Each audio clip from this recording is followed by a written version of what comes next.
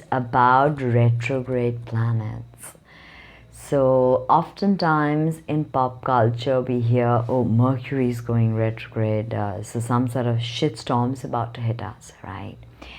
Well, Mercury retrograde has got a bad reputation for really no reason except that we are unable to fathom the depths of communication when Mercury goes retrograde. Okay, what does that mean? What the F, okay? Now, let me explain what is retrogradation. So when a planet is retrograde, it's not really going backwards in the sky, okay? But from the point where we are on Earth, it appears to be going backwards, okay? And depending upon which planet we are talking about, the retrogradation differs. So Mercury regularly goes retrograde, sometimes 3, sometimes 4 times a year. Venus does her own skid. Mars also, the last time Venus and Mars was retrograde was last year. And catch my articles on that on my blog if you haven't already, and they will go retrograde again. Mars in Aquarius and Venus in Scorpio Libra, okay? So that's a lot coming up because they mean quite they signify an important point. So what happens when this supposed movement of retrogradation takes place? Now, we know that each planet has an archetype, is an archetype. Mercury represents communication, is the psychopomp, is the energy that brings the energy from the solar spiritual sun and brings it out into the manifested universe and communicates between the world of matter and the world of spirit. Mercury is also considered to be a guide of souls in the afterlife and thereby called psychopomp. So now Mercury being communication. When Mercury goes retrograde, we experience a breakdown of communication. So this could affect letters, emails, one-on-one talks, maybe text stuff, messing up, okay, stuff like that. With Mercury going retrograde, there's a communication breakdown. That's why it's probably got such a bad rep in pop culture, because we need to communicate. We are social beings, right? And then we've got Venus. Okay, now what is the archetype of Venus? Venus represents love, what we desire, and finances. So when we experience a Venus retrograde, we experience an internalization of our love energy and of our procuring energy. So money and love, they sort of get challenged, if I may say so, because retrograde planets mean that now energies that were in the yang component are being internalized. So external energies that were yang are now internalized, more feminine, yin. Okay, every planet has male female energies, even though some planets are male and some female. We, even human beings, even though I'm a female, I have male energies. Whatever you might be, you know, you have both the polarities within you. So now when Venus goes retrograde, love and finance comes into focus. We then either experience situations where we see how love is now suddenly making us feel more things, because emotions also get heightened with retrogrades, okay? So that was Venus. Now Mars is the planet of action And when Mars starts going retrograde, we can see that all our plans fall to shit. With Mercury also, there's a travel delay. There's always a travel. If you're taking a flight, or if you're doing something with ticketing, there could be problems. I forgot to mention that's important, because people do tend to travel, and it's good to know when Mercury goes retrograde for that one reason. You can be prepared. You know, that's what astrology does for us. It prepares us. It gives us a whiff of the energies that we will be smelling. Okay. Now, with Mars, our plans are thwarted, our actions, we can't start something new. Another thing is when Venus goes retrograde, a lot of old lovers, karmic relationships can suddenly pop back into the framework, okay? So, during Venus retrogrades, you'll see that an old ex-lover has popped up. Very, very possible. Now back to Mars again, and we see that projects, ideas, getting funding, all of this becomes problematic with Mars going retrograde, okay?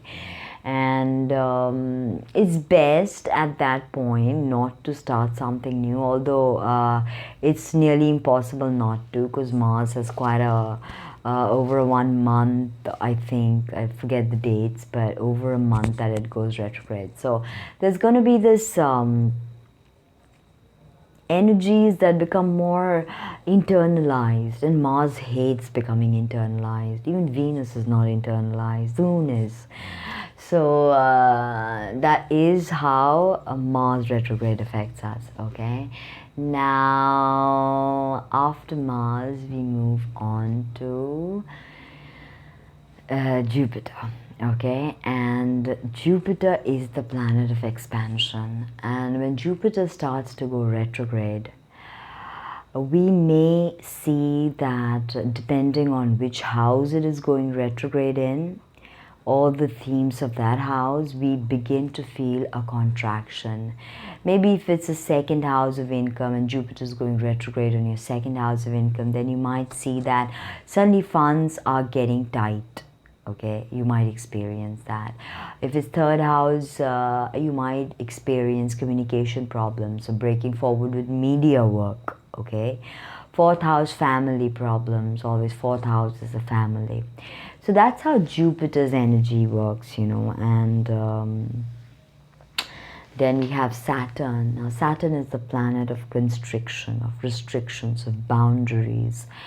Saturn going retrograde can mean very many things, depending on aspects, depending on the house, depending on, completely dependent on your natal and progress chart. But generally speaking, when Saturn goes retrograde, it's time for us to reflect on Saturnian themes, like the systems we have created, whether it's working for us or not, the legal system, the judiciary, the police system. All that may come into the framework. You know, we might start thinking about it more.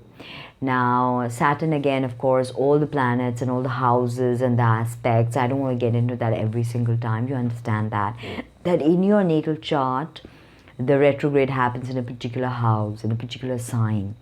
So the whole story can only be pieced together once you know these little details. And then you know, okay, Saturn is now going retrograde in my fifth house, which is, say, Leo. So you may see this, there are issues that come up with your love life. And wherever Saturn goes, even if he's not retrograde, he brings in constriction. So things may even speed up with retrograde planets. That's something I'll get into, because some people who are born with retrograde planets in their chart often see that energies are emphasized or super activated for them when planets start going retrograde. Like if you have a Mercury retrograde in your chart, you may have problems with communication, but when Mercury goes retrograde, you might be able to communicate better on a very superficial level. So this also is operative. I will talk more in detail about that. Saturn, Uranus. Okay, now Uranus. Uranus is the innovator, the eccentric, quirky genius, the mad scientist, the rebellious spirit. So with Uranus going retrograde, Uranus is also the sign of the individual, the planet of the individuality. So when Uranus goes retrograde, we might have problems in expressing our individual quirky self. We might have problems with innovation. Usually it's perceived that a person who has a Uranus retrograde in the natal chart forms their individual identity at a much later stage in life, and that is constantly challenged. As they try to set up one construct, it breaks down, and the Uranian energy is like a thunderbolt, abrupt, sudden. Things can just happen, and your life changes forever with Uranus. It's happened to me. Uranus cycles have been very, very have been huge components in my life. I have quite heavy Uranus in my chart, so that. So anything to do with innovation, anything to do with technology can also get challenged.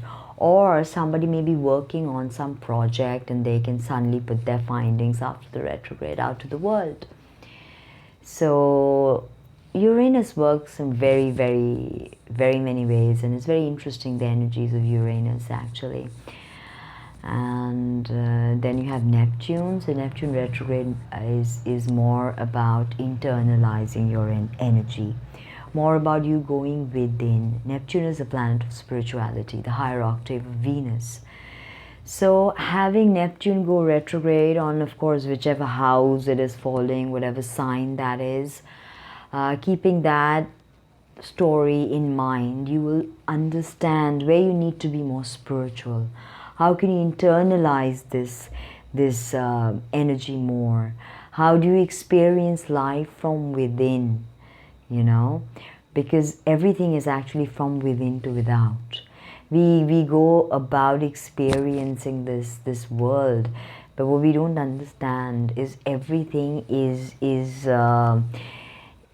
what we construct. The reality is constructed by us. So that is something to understand with Uranus, and Uranus understands this very well, that it lets you create your own reality.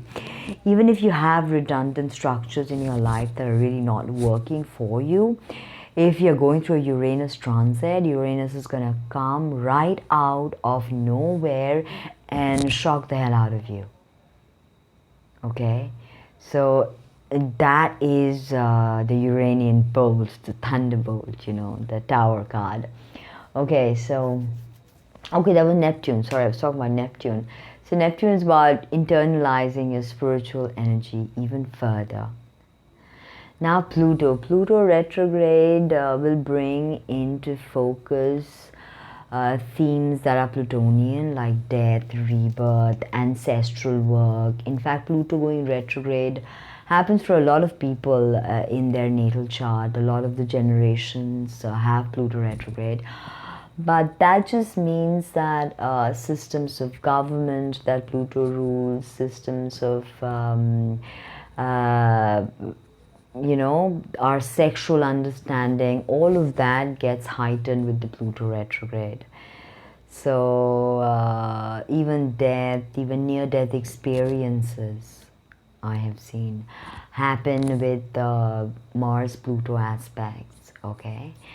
And now the whole component of understanding retrogrades is that don't be afraid of any retrograde planet, or don't be afraid if you have retrograde planets in your natal chart. It just means that that particular karma, or that particular archetype is something that you need to work at understanding and integrating. So with retrograde planets, there's always this theme of exploring that archetype, understanding that archetype, taking what you need from that archetype and integrating. See, life is about integration. What is healing? Healing is essentially the act of becoming whole. But are we not whole? Yes, we are. But we are having a very limited experience in this human body. Whereas the consciousness is infinite. How do we keep this infinite infinite mind, infinite consciousness in this physical body that experiences through five senses, you know, touch, smell, taste, and all that. So, I mean, how do we understand everything? We can't. So, astrology and retrograde planet is just one more key to understanding that great cosmos that we create together, the energy that we experience, the world we create. And this is not the only universe. This is one of infinite universes. There's no end to the structure. Okay? They're like effervescent soap bubbles that a child blows, and they pop in and out of existence, experience, universes, you know. And the universe cannot exist without us seeing it. We are the observers. So it's very interesting that when you start observing astrology and observing the archetypes and the concepts, and you really start piecing so much of your life together. So astrology is not just a predictive tool that, okay, you know, am I going to get married? Is this the right woman for me? Is this the year that I will get married? Or am I Mangalik? Do I need to do some Mangalik thing to get married? It's so much more. It's actually a deep psychological tool to help you understand and navigate the world around you. So we have to understand that retrograde planets are there to help us internalize the energy. The concept of the retrograde planet brings into collective focus the internalization of that energy. Because if we keep externalizing everything, how do we experience the deep, profound reality within? We've got to understand everything starts within, from within to without, you know. So understanding if you have retrograde planets in your natal chart is important, because then you can work through the archetypes that you are presented with and the challenges that you may be facing or may face. You just understand that, okay, if I have Mercury retrograde, it might have to do with communication. How do I work on my communication? What do I do? So I suggest learn, if you have any retrograde planets, which ones you have retrograde in your natal chart, and which house they are in, what sign is that, any aspects, any other details. Work on that, piece together. If you want to consult me, you can drop me an email, see what retrograde planets you have, and if not, then you are lucky. I think only 90% of the world does not have any retrograde planet in the chart. And for them, it is about, again, then understanding the internalization more. Because what you do with so much externalization, you've also got to understand internalization. So life works as a balance, you know. Everything has to have a holistic balance. That was a bit about the retrograde planets. Figure them out and you'll see that working through the energies really makes life that much easier. Astrology is out there, and with Uranus getting into Taurus, we may suddenly see a huge interest in astrology, and also Saturn moving into Aquarius after this stint at Capricorn.